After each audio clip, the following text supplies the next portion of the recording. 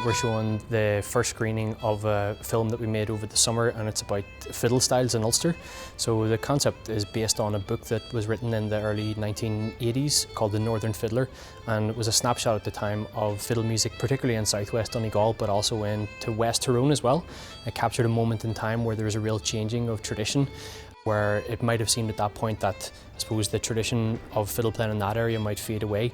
And luckily there's been a real revival of fortunes in that area. There are a lot of young musicians now in southwest Donegal and across all of Ulster. We have 12 fiddle players who are involved in the making of the film. We have 5 of them here tonight. Probably the most well known of whom is Paddy Glackin, who's of course a real hero of all of the younger fiddle players who are about today.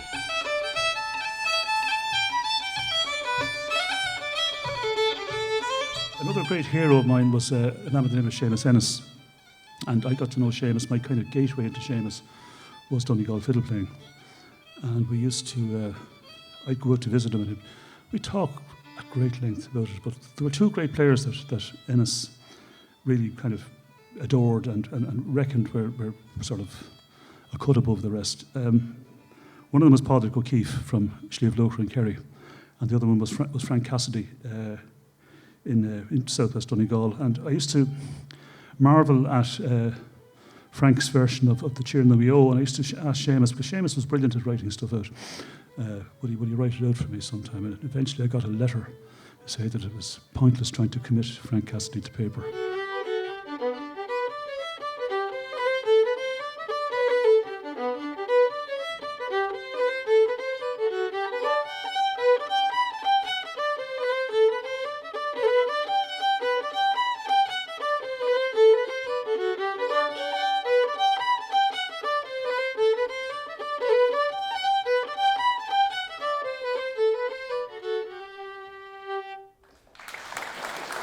When I was growing up in the 90s, there weren't very many people my age playing, and now I'm very lucky to be teaching maybe 30, 40, 50 different young people every single week.